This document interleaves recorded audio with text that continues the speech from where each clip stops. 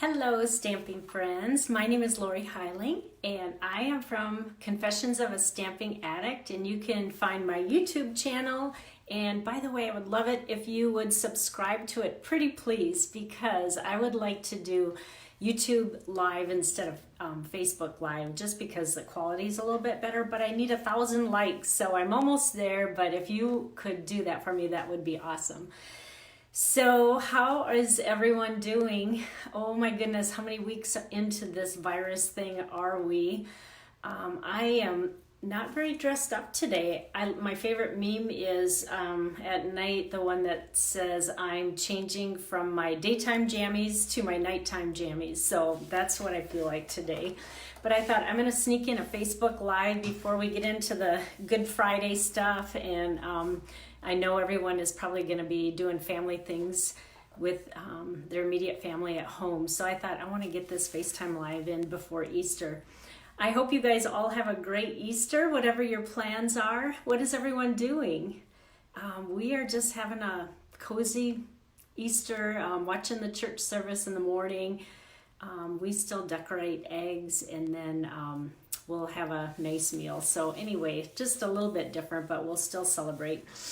All right, well, let me share with you some of the one project that we're going to do today. So this is the yucky part of Facebook Live, is turning the silly camera around so that you can see above. And I'm trying to get better at this, but there's just no easy way. I need to tell my husband, who's in robotics, I need a little robot that will nice and gently change this camera for me. And so I don't have to do the, whoops. All right, let me zoom in a little bit. All right, here is the host code. And before we get started, I just want to remind you that the deadline is coming up for the Birthday Goodness class. You have 2 more days to register, and I will post the link again. This is my little donut card, which this thing flips up, and you see the donuts with tissue underneath. So that's one of the cards. Then we have the Yummy Eclair one. There's some shimmer on there with a Wink of Stella.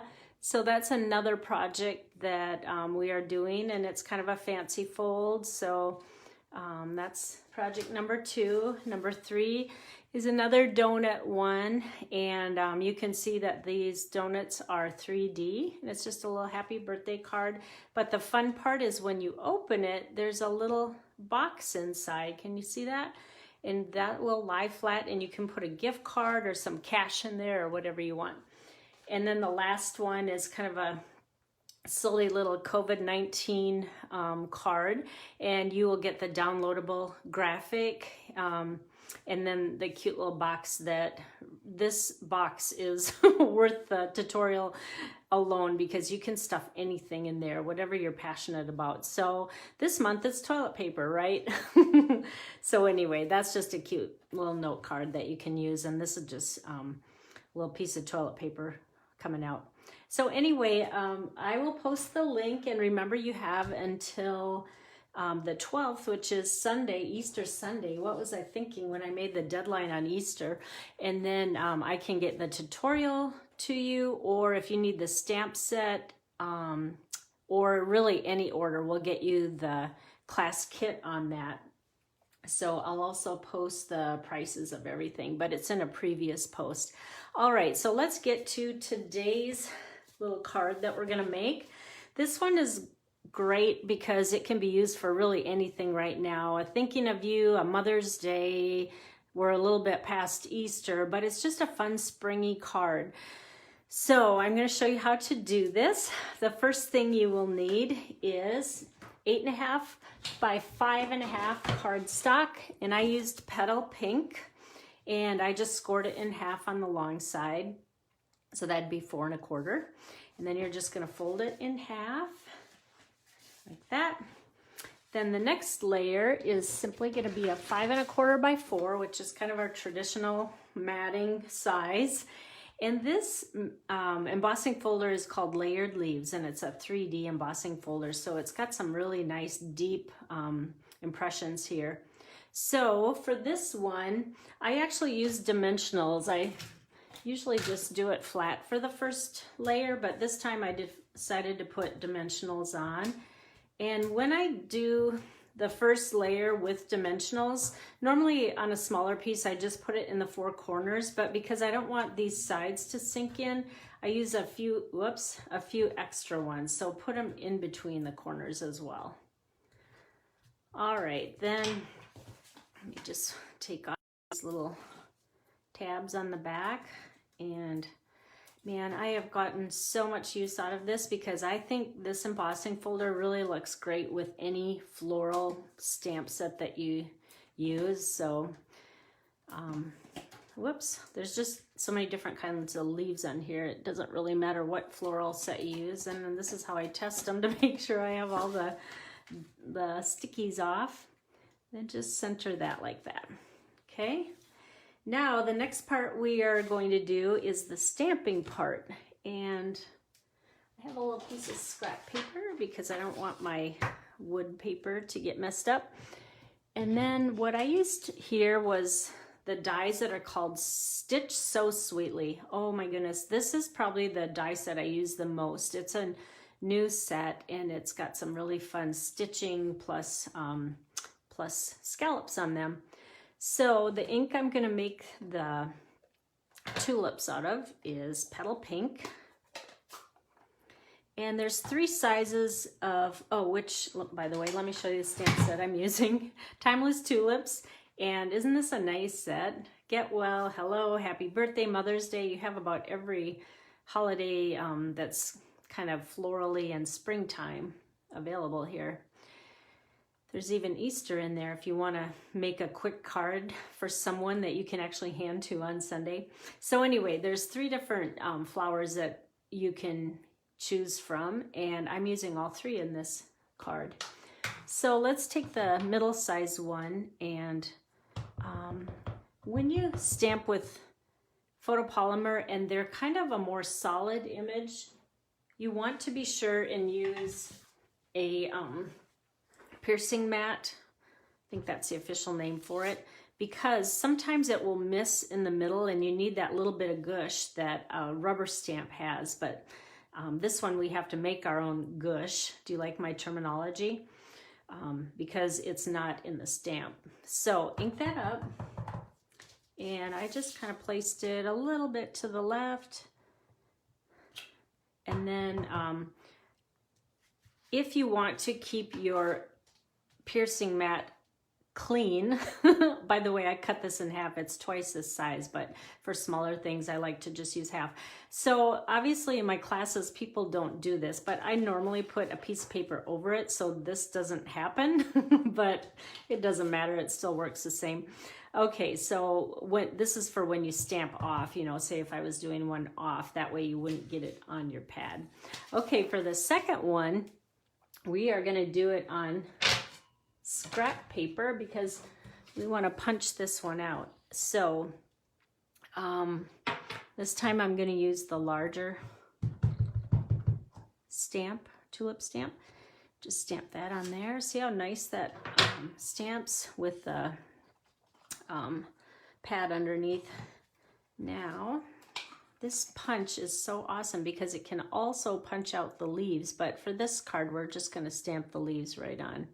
So just punch that out like that, and we'll set all that to the side. And by the way, this this stamp set and punch can be bundled together and you save 10%, so that's a good deal. All right, let's bring our stamping back again. Now we're going to put our leaves on here. So this time we are going to use the Mint Macron ink, and the stamp set has actually 2 different leaves or stems here. One is a little more curved and one is straight. So for the first one, I just used the straight one like this. Actually, let me turn my pad this way because we're going lengthwise. All right, so just kind of eyeball that like that. And then for the second one, I did use the curved one like that, but I want to kind of, let me ink it up first. I want to set this kind of where I want it to go. So I kind of know where that, that stem needs to go, right? All right, so I'll put it, it's about there, and then I'll take it away, stamp it, and that way, when I put this on with my dimensionals, it's kind of in the place where I set it before. I tried it a couple times and it was way off, so that's why I figured I gotta punch it first and then set it down where I want it to go. Then it ends up a little bit closer to where I really want it. And then you can easily just set it up like that. All right, now we need to put those leaves on, and there's actually 3 different leaves. These are the 2 that we're going to use. And oh gosh, my stand moved. Sorry about that. All right, so first let's do the curly Q one, and just ink it up, and this is when the paper comes in handy because we are stamping off the page, and then this one we'll just make straight. All right. Now, as long as we have this out, I don't know if I showed you the inside of the card. This is what the inside looks like. So as long as the stamps are out, let's just do that right away. I like to get all my stamping with the colors that I have out so I don't have to go back and reopen them all. And so here's the inside of the card, and this time we're just going to use the smallest tulip, and I guess I put one a little off the page and then one over here, and then let's bring in the stems.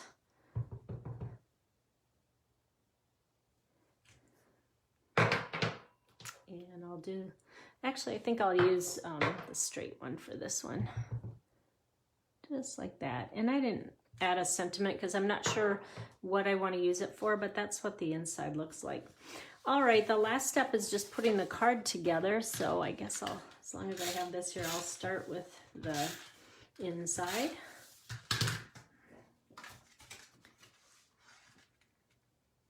And if I added a sentiment, I would just put that either right up here or just down a little bit beyond that. All right, now we just need to put the tulips on the front of the card, but I do want to add a little bit of this gorgeous petal pink ribbon that has gold edges. Everyone asks me how I tie my knots because I do this for my face-to-face customers. So let me show you. I'm left-handed, so this works for me. So I don't know, am I doing this left-handed or can anyone do it this way? But what I do is I go left over right and just tie it like this. Then I pull that straight down so it kind of makes like a cross. Then I put this finger to hold the knot so it doesn't get loose. Then I go the left, this is originally the left one, over the right again. And now here's where the trick comes in. When I pull it, whoops, let me get the bottom tight again. Okay, when I pull it, I mostly pull the right side and not the left. And that's how I get that nice little square knot on top. You see that? Okay. So now let me get my paper snips, my big size that we don't sell anymore, but I wish they'd bring it back because I use these all the time.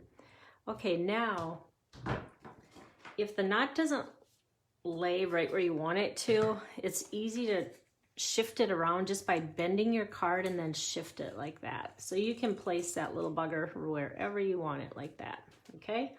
Now we're gonna do the same thing and add dimensionals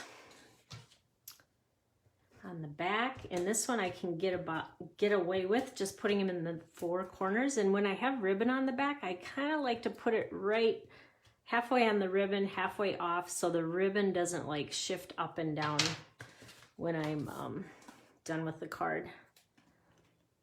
All right. This ribbon is, I think I'm on my 3rd spool of this. I use it all the time because petal pink's kind of been a fun color for me this spring. Let me put that down a little bit. All right. And there you have it. Fun little spring card. I hope you like this, and if there's any products that you need, I would love it if you ordered from my online store, which is up here, and please use this host code. That helps me a lot. Unless you're putting in $150 or more order, then you can reap the benefits of the host rewards. So thank you so much for joining me. I hope you enjoyed it, and don't forget to go like my YouTube channel. All right. Take care. Bye-bye.